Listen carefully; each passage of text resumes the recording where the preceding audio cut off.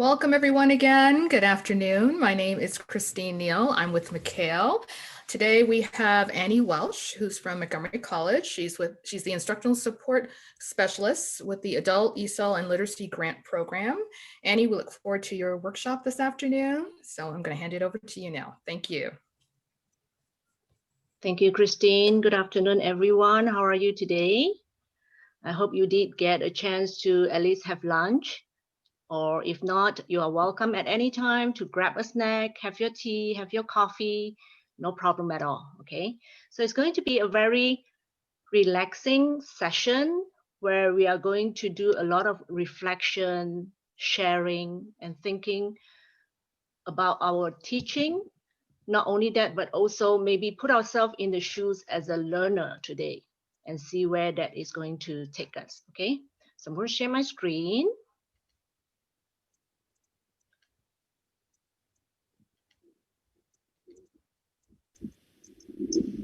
Okay, I hope you can see my screen. Yes, we see it. Thank you.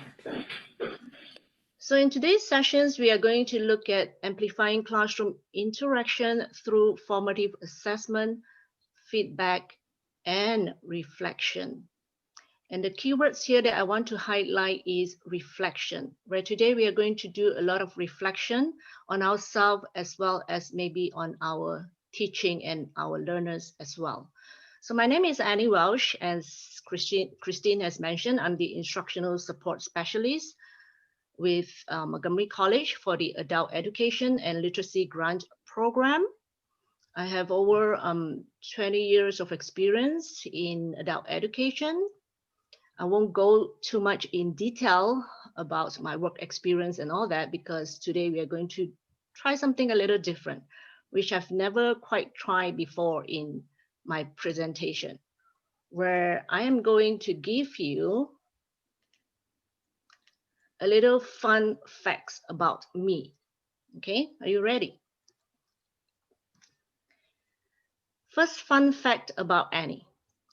I count and remember numbers in Cantonese.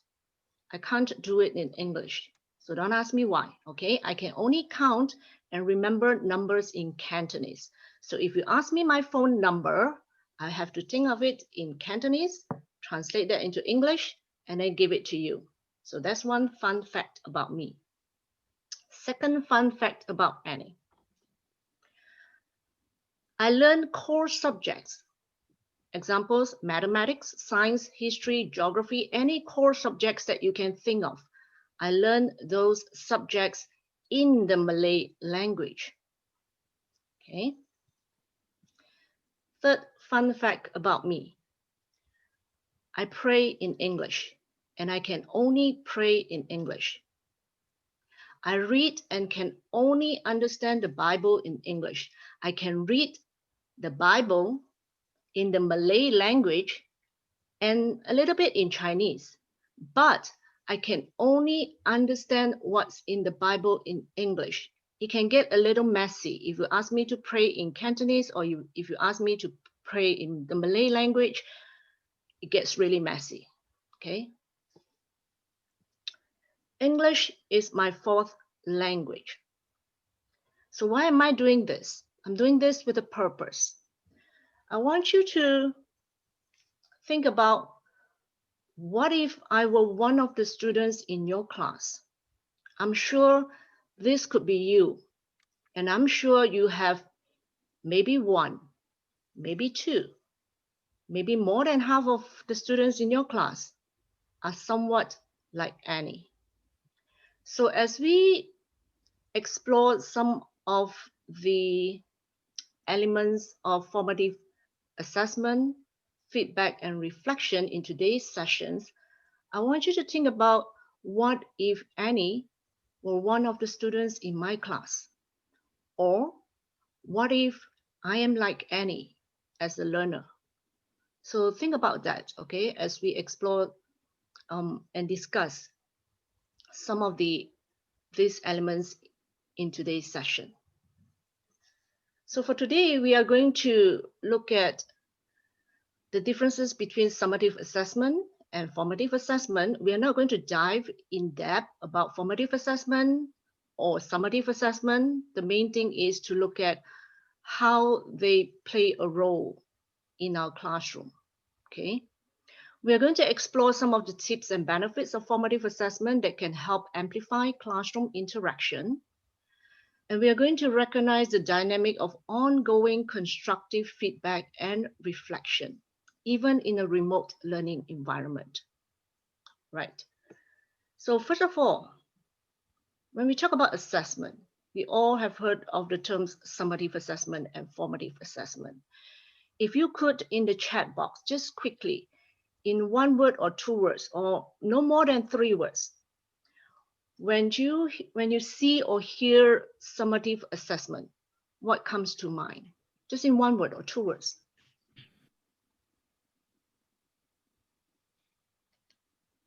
You could just share in the chat box. Final exam, test. Anyone else? If you would like to unmute yourself, you may. If you wanted to just quickly say a word or two. Test, evaluation, roundup. Right. If it's, okay, inclusive.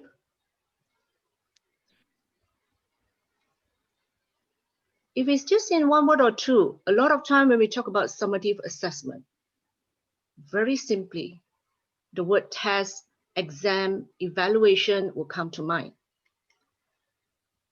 But what about formative assessment? Again, in just 1 word or 2 words, what comes to mind when you hear formative assessment?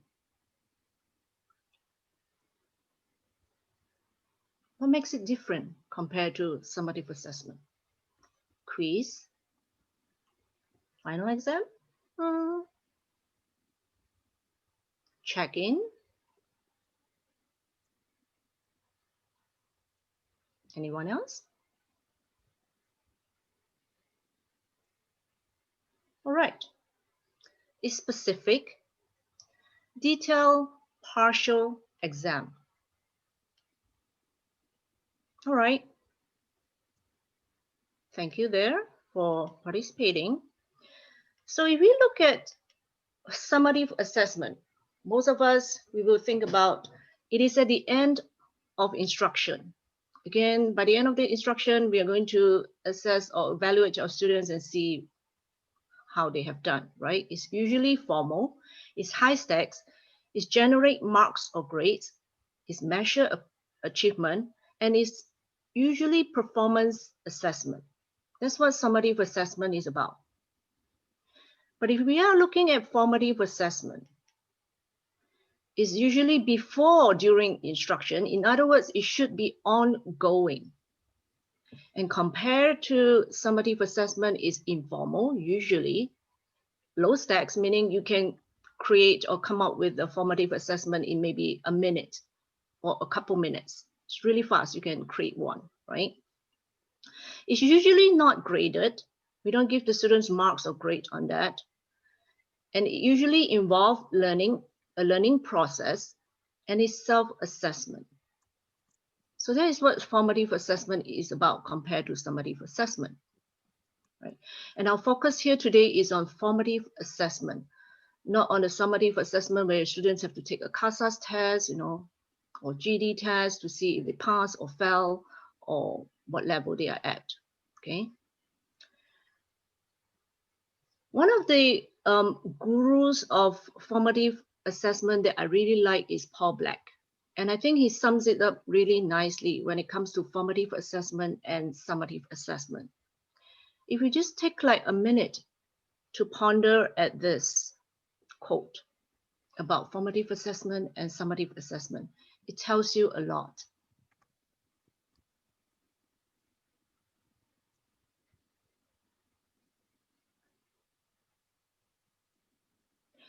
So if we are giving our students summative assessment, it's just like the customer tasting the soup.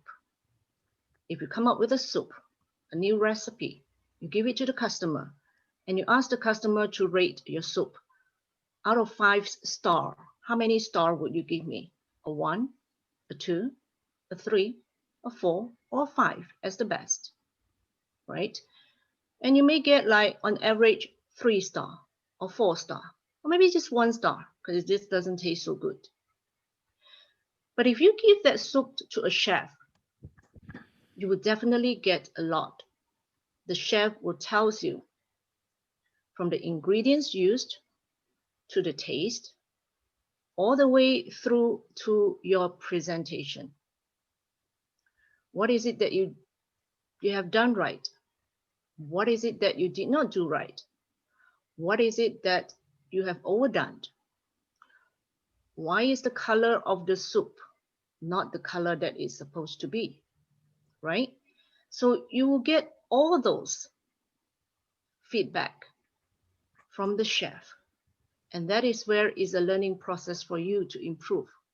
So when we give formative assessment to our students, we have to remember that code is when the chef tastes the soup, not just when the customer tastes the soup, right? Okay, so since we talk about, okay, now we know that formative assessment is important. We have to do it in the classroom. We should be doing it in the classroom. So why does formative assessment matter?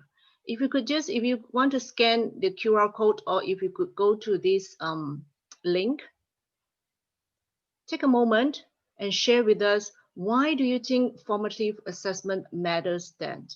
Think about students like me when I give you that fun fact. Think about your students. Why does it matter? So I'll give you a few minutes if you could share in that Padlet. I think Christine, could you help share the link in the chat? Yes. Thank you.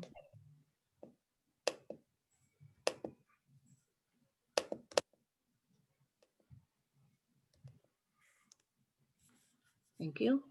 So take a few minutes and share with us what your thoughts are when it comes to why does formative assessment matters.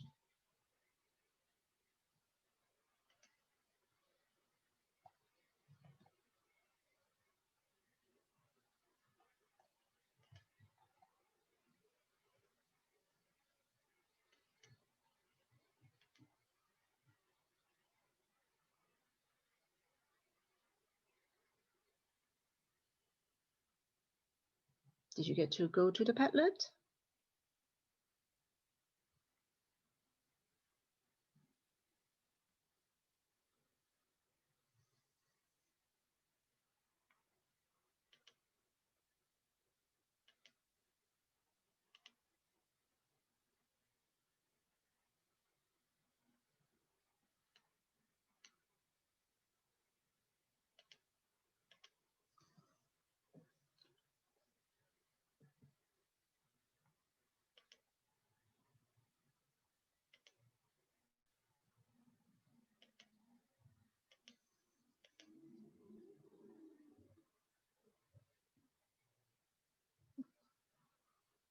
Okay. So we have all these comments popping up. This tells us why does what does classroom assessment or formative assessment matters. So we have to help the instructor tailor the instruction. Definitely, right? We know that. To measure learning goals, of course. Help teachers measure learning progress and allow learners to measure their own progress in a quantitative way. Yes, we can do that. It provides learners with constructive feedback, definitely. Real-time feedback in smaller steps towards long-term goals, yes. Provide students help whenever they need.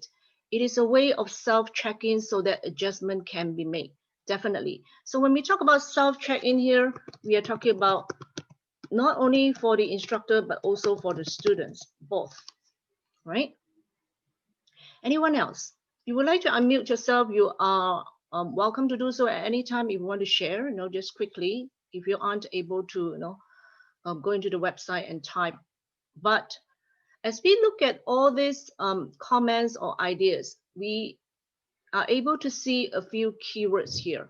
Definitely learning goals, We have feedback. We see feedback in quite a few of these comments, right? You get check-ins or learning progress. So as you can see, this is what matters when it comes to classroom assessment or formative assessment, right? In other words, as instructors, we have to keep reminding ourselves, are we doing formative assessment in class? Whether we are doing it intentionally or unintentionally, are we doing it? Because we have to be doing it. It's not only important for our students, but it is also important for us. As the comments here, it helps teachers measure learning progress and allows learners to measure their own progress in a quantitative way, right?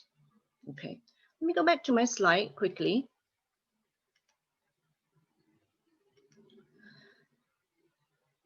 Okay. So we know formative assessment matters because it enables students to see learning as a progress instead of just the marks. As many of you mentioned earlier, it's a process. It's learning for our students. It teaches our students to self-assess and assess the learning of others.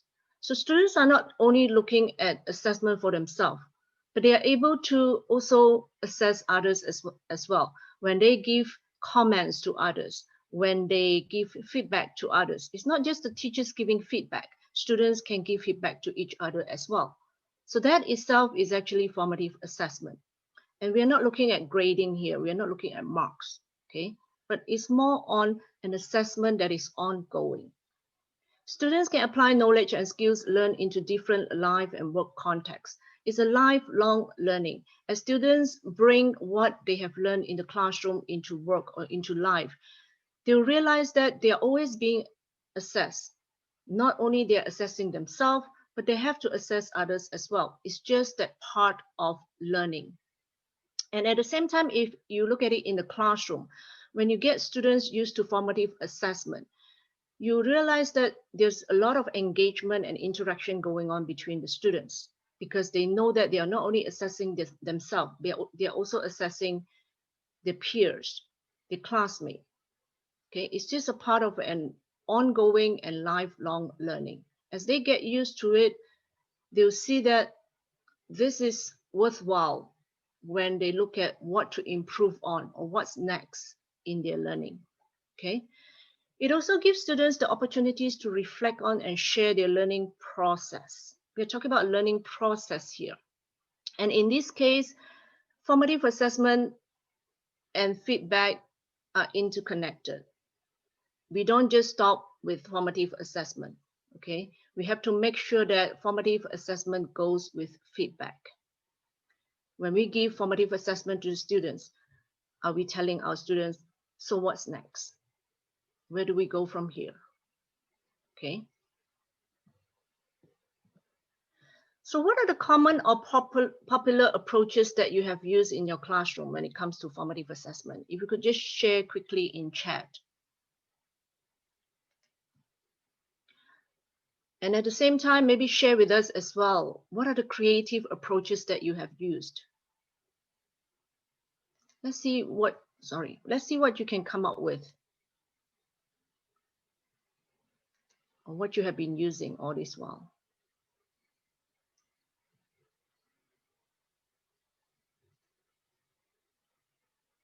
I will have to stop sharing. Okay, my chat box is a little wonky. Games is a very common or popular approaches. Role play, yes, role play or conversation. Q&A definitely doesn't take you a lot of time, right? Maybe just a few seconds, a few minutes just to come up with a lot of Q&As to check on your students. What else? Those are the common popular ones. Summarization, of course. Anyone have used anything that's you think is very creative and is fun and is different to assess your students?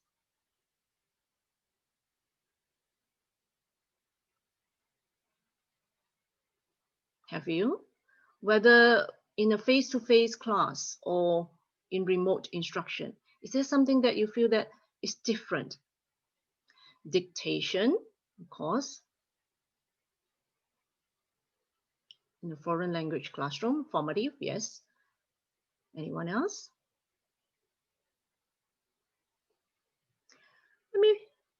All right, thank you. Let me share with you some examples or some samples of common approaches to formative assessment. I'm sure many of you have done this, or you are still doing it, or maybe you would think about doing it, right? With remote instruction, it's very easy, especially in Zoom, to come up with an online poll, just gauge your students, what do you know about this, or how do you feel about this, or by the end of the lesson, by the end of that day, how much do you think you have learned about something? Online poll is very easy to come up with, may take you just a minute or two. It's very common and popular nowadays, so you can do that at any time during class. Game type of activities, someone mentioned earlier. So with remote instruction, you can use Quizlet, you can use Kahoot.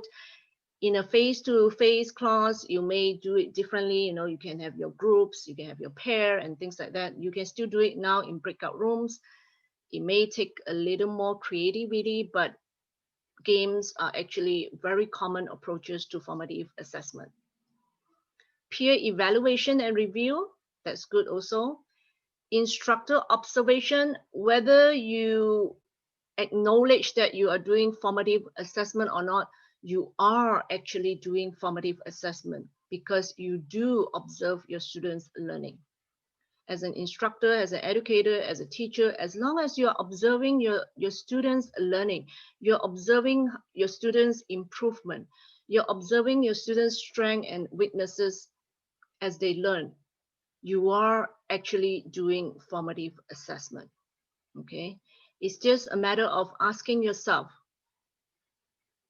what do I do with that? Or what's next for myself and my students? But back to the question, am I doing formative assessment? You are doing formative assessment as long as you have this instructor observation. And we have someone who share about question and answer. If you're asking your students questions with a purpose, with a goal, you're getting answers from your students, you are doing formative assessment. Think, pair, share is very easy to do, very common. Exit ticket, many of us, we do that, in a face-to-face classroom, we do have our students maybe write, what they have learned or what they would like to learn more before they leave the class in a little slip of paper. With remote instruction, you can do it differently. You can use Padlet, you can use Edmodo, you can use Google Classroom, WhatsApp, any tool that you are familiar with or your students are comfortable with. If you're doing exit ticket, you are actually doing formative assessment. Okay. Creative approaches to formative assessment with remote instruction.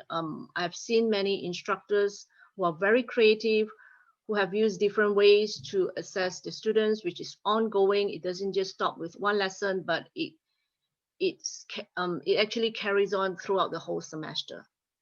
You can get your students to do online learning log, just like a blog. Some students, they do like to share what they have learned. They do like to share about a particular topic. They like to work on a project. They like to do research. So you can get your students to do online learning log. Journaling is one. You can use graphic organizers. Many of us, we use Google Forms. We can use that to do formative assessment. And the beauty of remote instruction is that now you can also get students to do recording, whether a vlog or just a simple recording. With Padlet that you have used earlier, you could actually get students to record and then share it on the dashboard or on a board if you wanted to. You can get students to do e-portfolio where you merge teaching and assessment together if you are getting your students to work on the topic on jobs, for example. So you can do a portfolio on writing their resume, all the way to interviewing, all the way to writing a thank you letter, for example. right? So these are the creative approaches that you can use for formative assessment, where you can actually assess your students in an ongoing process. It doesn't just stop there, like just that one particular assessment.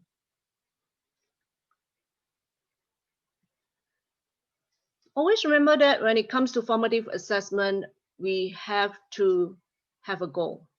You don't just assess the student just because, okay? Why? Why are we giving students an exit ticket? Why are we giving students a Quizlet? Why are we getting students to do the e-portfolio? It has to be goal-oriented. And it should focus on higher order thinking skills. In other words, students should know that there is a learning process going on. They should know what's next. Why am I doing this? What can I do more? Right? And it should be seamless. You don't have to tell your students, I'm giving you an assessment now. You are writing this exit ticket, it is an assessment. No. Throughout the whole lesson, sometimes you may be doing a couple formative assessments, but it's seamless, right? It gives you information about your students. It gives you information about your students, and students also get information about their learning as well.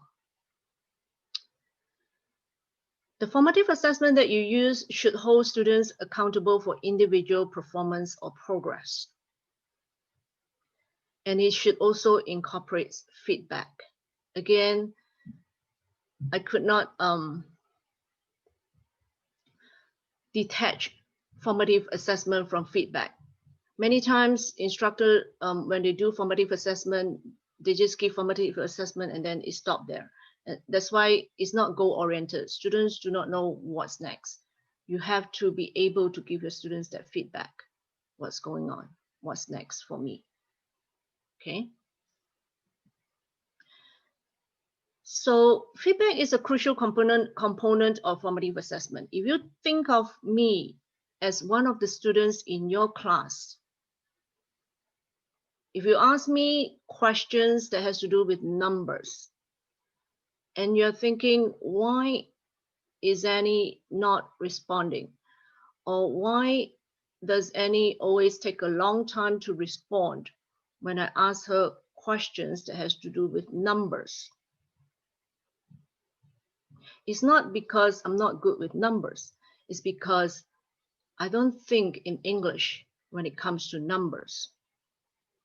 So if you give me a formative assessment and you realize that, oh, that is actually the issue when it comes to numbers with Annie, then you have to give me some feedback. What can I do better? How can I improve? What exercise can I do that makes me being able to use number faster without having to translate all the time from one language to another language, right? So you have to give me that feedback if you're giving me a formative assessment. So some of the guidelines in giving constructive feedback, we're not talking just about feedback, but constructive feedback is, it has to be timely. If you want to give me feedback, don't wait until it's 1 month or by the end of the semester and say, hey, Annie, this is what you can do. This is what you have done, and I would like you to do this. And I'll be like, oh, what are you talking about? When did that happen? So make sure that it's timely. It doesn't take too long for you to give students feedback, right? Make sure that it's appropriate and reflective. So as you can see, formative assessment, feedback, and reflection, they all play a role together. They're not separate. Make sure you're honest and supportive. Many times we have heard students mention to the instructors, you keep telling me that I'm doing good. Good job. Well done. But by the end of the semester, when I have to take a summative test, I failed the test. And I go back to you and say, you have been telling me throughout the whole semester, good job, well done, Annie, you're doing great. But why did I fail? Of course, there are many elements, but you have never told me what I need to improve on. What is it that I did not do good? Or what did I do well, but I can do better? So have we been honest and supportive to our students? That's one of the things I think we as educators, as instructors, can reflect on. And I reflect on that myself all the time, whether giving feedback to my instructors or giving feedback to my learners. Am I being honest? Okay. It should focus on learning, and it should enable the learners or the students to take actions. What's next? It's always what's next. If we like to ask ourselves, what's next when someone gives us feedback? So we should remember that that is what students are looking for when we give them feedback. Okay. Questions so far? If you have questions, you can ask or you can put in chat. Yeah, I have a question. Yes, go ahead, Jill. When you're talking about the constructive feedback being reflective, does that mean reflective in the sense of thoughtful or reflective in the sense of reflecting what the students' issues currently are? Or both? Both. Both, okay. Yes, both. And we'll look at that also in a little bit. It should be both, right? In a way that when we talk about it being reflective, we talk about students have to be able to know what they have done well or what they have not done well. But at the same time, is what's next for me? What can I do better? How can I improve? Okay. But we'll look at that as well in a little bit.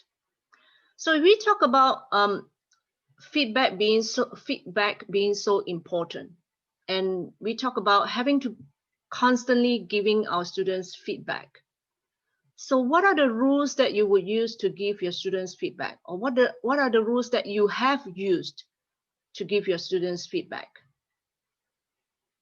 If you could go to Padlet, just change the PD1 to PD2 and share with us a little bit. What are the rules to give constructive feedback? I would appreciate that.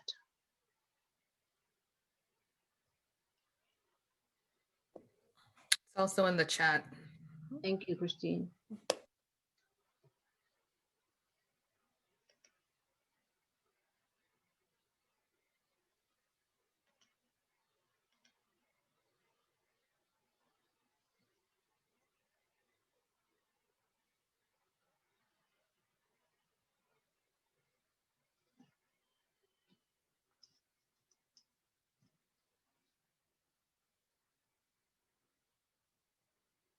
Did you get the link? If you get the link, I appreciate it if you can share. So what are the rules that you have used or you will use when you give constructive feedback?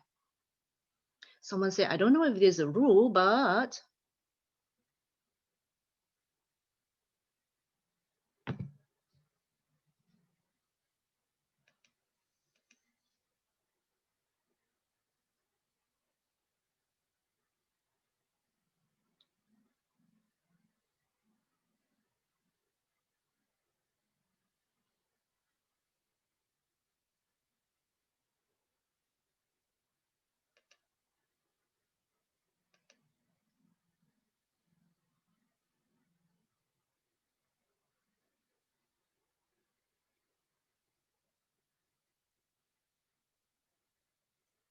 okay. So we look at what you have shared so far. We have keep a positive or encouraging tone. Tell them what they did well in addition to what to improve on. This is very common, right? When we give feedback, we try to encourage our learners, telling them, you know, what their strengths are and what they can improve on. And you have, I generally start with something positive and then suggest something they can improve or work on for the next time. So pretty similar, right? And I don't know if there's a rule, but when giving feedback, need to reflect on whether it's appropriate to do it privately or in the classroom. Now, this itself can be a whole discussion on its own, right? Should we be doing feedback privately? Should we be doing feedback as a whole in the classroom? We should pair negative feedback with positive feedback. Again, you know, things that students are good at or they did well, and then what they can improve on. Now, when it comes to whether it's appropriate to do it privately or in the classroom, What do you think? If someone or one or two of you could quickly just share with us, what have you done, or whether it works for you to do it privately or in the classroom? Anyone who would like to share? I think it depends on if it's something that I think the whole class could benefit from. Now, I say whole class, but I usually have like 3 or 4 students, so I don't have a big class. And also just being sensitive about the student's feelings, like you don't want to make the student feel too embarrassed, put on the spot. But at the same time, focus on what they've done and what they could do differently. So like the positive, negative that other people have mentioned. Okay. Usually if you give your students positive feedback, I think it will boost the students' self-esteem and confidence if the whole class know they did something really well, right? I don't think the students will mind if you share, what they have done well with the whole class. But if it's something that, like, if you look at me as the learner, if I always take a long time or take time when responding or answering questions that has to do with numbers, what would be your feedback on, or how would you give feedback to me? That's something to ponder, right? I'm sure you have those type of students in class, right? And I always put myself in my learner's shoes. Why is it that Jill takes a minute or two longer than others when it's come to responding certain questions? Could Jill be like me, that she has to translate in another language before she get that into English, right? So whether you should give your students feedback privately or as a whole, like in the whole class, I think no one knows the answer better than you, the instructor, because you know your students the best. And I think one of the things with the beauty of remote instruction is that you have breakout rooms. If you think you need to separate a particular students, 1 or 2 students, where you can give feedback to those students in a breakout room, you may do so, right?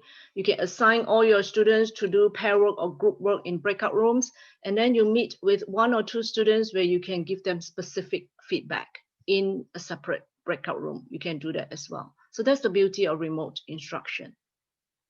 Okay. Anyone else who would like to share? If anything you would like to share, you're welcome. All right. So let's go back to looking at constructive feedback. So thank you for sharing there. Appreciate that. I think looking at myself as a trainer, as an instructor, as a learner, I learned a lot from Mr. Ron Berger, 2 minutes tips on giving feedback, which is regardless what method or rules that we use, we have to be kind, we have to be specific, and we have to be helpful. Okay. Let me stop sharing first. I need to make sure that you can hear the audio.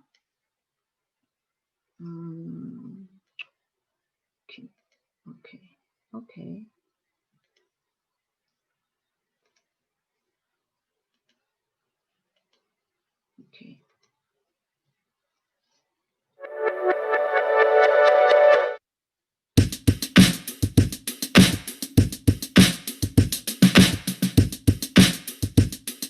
I used to have about 10 rules for critique, but nobody could remember them. So finally, after using 10 forgettable rules for 10 years or whatever, I got critique on my presentations and on my work, which was good, sharp, smart critique that enabled me to cut that down to the 3 most important things: be kind, be specific, be helpful.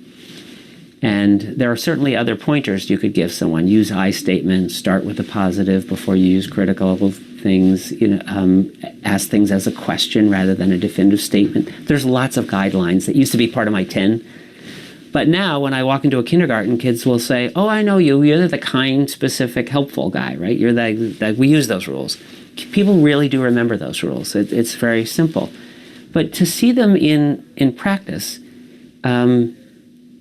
imagine, Michelle, that you're in a ballet class as a kid or as an adult, and you're in a position.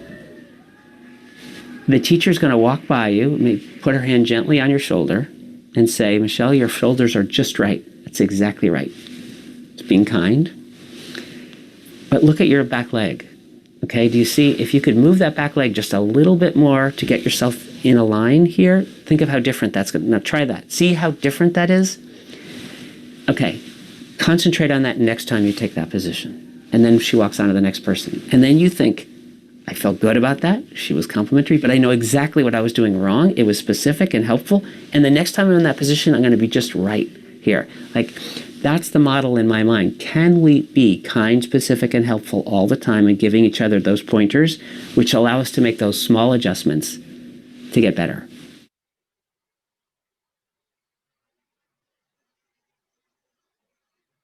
So, can we do that? Yes, but we have to keep reminding ourselves. I have to remind myself as well. Yes, there are many ways that we can do, or where we can give feedback. A lot of time we'll start with something positive and then we tell students what you can improve on, right? Some research conducted say that sometimes is not useful. It's just a waste of students' time. Just keep focus on the point what students need to improve on. Go straight to the point, tell students what they need to improve on, and that's what you need to do. Does that work? Is that how we should be doing it? Again, there is no one specific rule. But as I watch this video again and again, it helps me to reflect on myself as an educator, as a trainer. Am I kind? Am I specific? Am I helpful? I guess that's what we need to remind ourselves as well as when we give feedback to our students.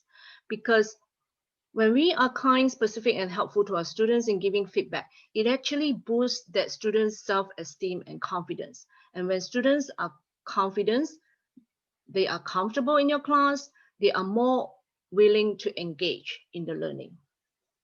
Okay. So as we know, in a face-to-face classroom, we usually give feedback either in a verbal or written form. We just tell, hi Tyra, you did well on this. Maybe next time you can work better on this, or you will write, give students a note or write it in their notebook, or just type it in an email to the students. That's quite usual, right?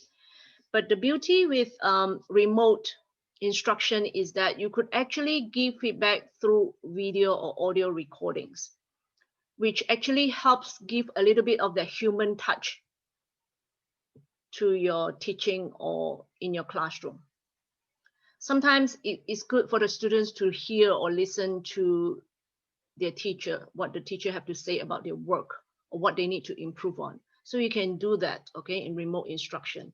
You can have a discussion board where you choose a few students contribute per day or per week, whether you want to use Padlet and Moodle or Google Classroom, and then you can give your students feedback on that. So you can do that in remote instruction, where something that you may not be able to do when you're having face-to-face classroom. So those are the things that we can think about when giving students feedback.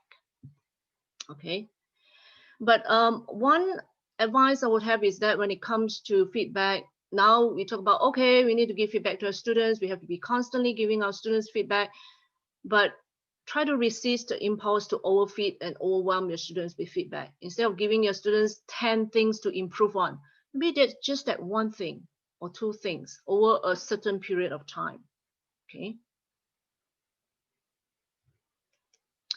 And as we talk about feedback, we can't go away from reflection. If you would just stop and ponder for a few seconds, okay? You don't have to answer, you don't have to give me the answer, just ponder for a few seconds. During the day, when does reflection occur the most for me? Is it in the morning, in the afternoon, at night? When I'm driving, when I'm eating, when I'm sitting at a corner, my comfortable, corner in the house? Where does reflection occur the most for me? So just ponder for a few seconds when we do reflection. And again, ponder for a few seconds. Do I reflect on my own teaching? Do I have my students reflect on their own teaching? And how often do I do that? You have to give me the answer, but just reflect a little bit on that. As an instructor or educator, when it comes to reflection, where do we get our comments or ideas for reflection? A lot of time we listen to our students. We get feedback from students, right? Students may just say something very simple like, I don't like this activity. This activity is too difficult. Or this is fun. Or students will write you a thank you note by the end of the semester. Those are feedback from your students that helps you to reflect, right? If you're someone who likes to write, you can write it down or you can blog it, your own experience. That's a way to reflect as well.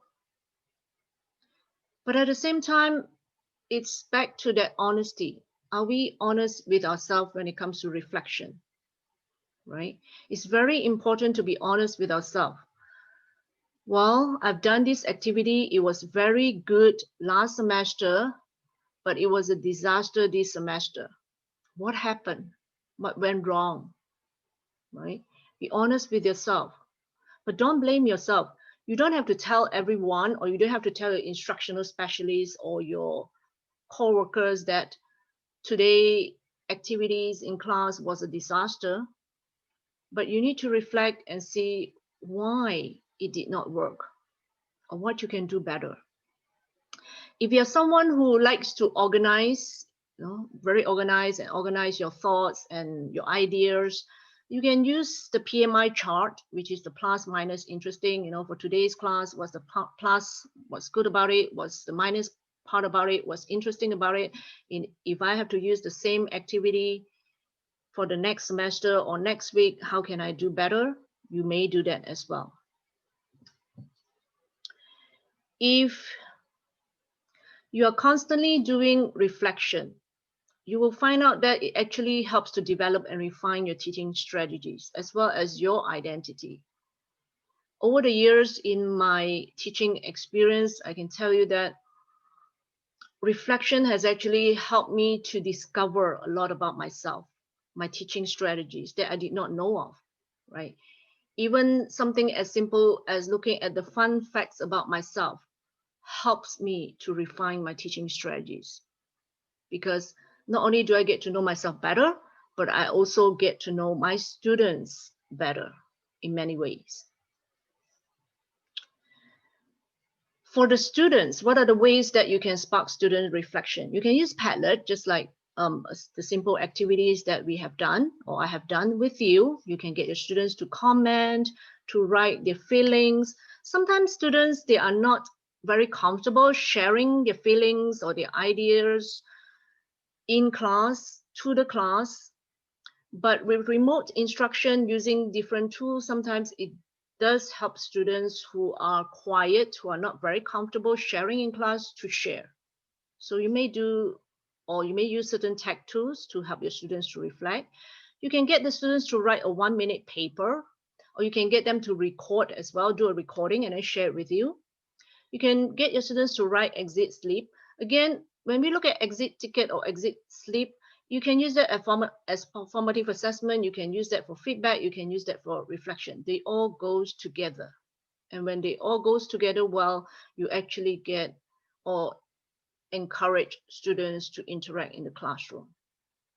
You can use self-assessment using chart with emojis. I have a sample here. Very simple, very easy. You can use it for your low-level class all the way up to the advanced level class. You can do it in a way where week 1, how do I feel? Maybe I feel great. I'm a little puzzled with what's going on. I'm very frustrated with what's going on. Students can check that. Week 2, there may be some progress. when it comes to week maybe 9 or 10, you will see that instead of being frustrated, they're happy, or instead of being happy, they're frustrated. So it's kind of like a reflection as well as an assessment as well. And then you can work on giving feedback to your students. Or you may choose to do it by chapter or by unit or by topic. For example, here unit 2 is about family. When we learn about words for immediate family members, how do I feel about it? When it comes to the simple present tense, do I feel good about it? Am I still puzzled about it? Am I frustrated with it? So these are very simple ways for your students to reflect and for you to use it as a formative assessment as well. Okay, these are just some ideas. But when it comes to reflection, we talk about, looking at how we can improve. We don't blame ourselves, but we are being honest with ourselves. So to err is human, but to reflect on the error is divine. And here's an article that I have. I'm going to share the PowerPoint with you that if you're interested, you can read about it. It's okay for us to make errors, to make mistakes. We are not perfect. I know as an instructor, when I'm in class, sometimes, I do make mistakes and I do want to improve. I do want to hear feedback from my students, and I do reflect on my own teaching. And I would like my students to do the same as well, because it's a learning process. Okay. I would like to end today's session by saying that if you have all these 3 elements going on in your classroom, that is what is important. When I talk about back to the basics, I'm not talking about back to the basics as in chalk and blackboard, but it's more about back to the fundamentals, principles, or practices in the classroom. We know nowadays when it comes to remote instruction or online instruction, there are too many tech tools, too many, right? Sometimes I will get an email, or a coworker will share a website with me that has 75 tech tools that you can try in class. On a good day, I'll be like, oh, this is fun. I'm going to try this and see how this is going to work. On a bad day, I will feel like if someone just share one more tech tool with me, I'm going to lose it that day, right? I'm sure some of us, we have those feelings. But again, we have to remind ourselves, when we want to have classroom interaction and for students to engage in class, are we going back to the fundamental principles, fundamentals, practices in the classroom? And for me, personally, I think it's important for us to always remind ourselves of formative assessment, feedback, and reflection. If you get all those things going in your class, even though you are not an expert with a tech tool or using tech tools, your students will be happy and you will be happy.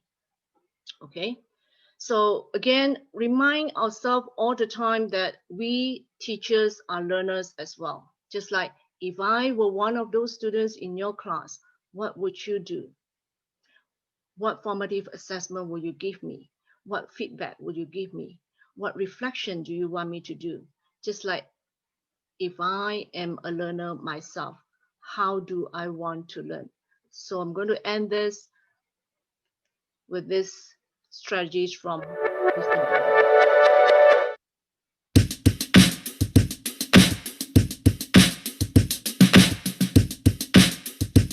I think it's important for us to think about ourselves as learners for a moment rather than as teachers, and think if we wanted to learn something new, how would we do that? So let's say you're a 25-year-old teacher or a 45 or 55-year-old teacher, doesn't matter, and you want to learn guitar or yoga or golf or tennis or anything. I mean, how would you do that? It's really unlikely that you would pick up a book and read the book and think, now I'll be good at golf or tennis or guitar. Like, that's not going to happen for you from just reading a book. It's also unlikely that you would go to a lecture and have someone tell you how to play guitar or how to play tennis, or you would begin with models. You would begin with, what does a good tennis player look like? What does a good guitar player do and sound like? What are the yoga positions I need to know? What are these dance things I need to learn? And you would study those.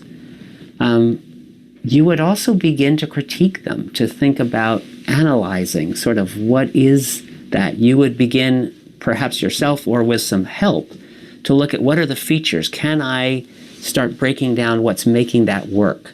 Can I analyze the tennis stroke? Can I analyze the guitar chords? Can I analyze the yoga position and see what are the features in it that I need to focus on more carefully? And then you'd begin your practice, right? You'd be practicing golf, practicing tennis, practicing guitar, practicing yoga, whatever. And you would want critique all the time. You would always want someone giving you those little pointers. This a little bit different, this a little bit different. If you just did this way, if you adjust your hand here, your stroke will be a lot better. If you position your feet here, it will be a little different. If you would be feeling like you want as much critique as you can possibly get from a wide range of friends and experts to help you make that next step. Like, that's how you get better. Okay. So remember the next time, when you want to give feedback to your students, when you want to give a formative assessment, if I am that learner, if I'm a learner myself, what do I expect from my teachers? Okay. So I hope today you at least have a few takeaway with you, more so on reflecting on your teaching as well as your role as an instructor in the class, but also put yourself into the shoes of the learners the next time when you enter the classroom. Okay. So thank you so much for joining me today. I hope you have a wonderful, wonderful fall. And with me here, I have my liners who wish you, happy fall and happy Halloween. Great. Thank you so much, Annie, for your presentation today. Everyone, please take a moment to complete the survey. I put the link in the chat session. It'll only take you about a minute. I don't know if anybody has any last minute questions for Annie before we sign off for today. Can I just ask, Annie, did you crochet those things yourself? Yes, I do. They're gorgeous. I'm an avid crocheter. Yeah, me too. I love craft. And you can see Linus is just right there behind me. Ah, very nice. Very nice. Thank you. This is a very helpful session. Thank you. Thank you so much. Thank you for joining me today. And thank you, Mikkel. Thank you, Annie. Thank you.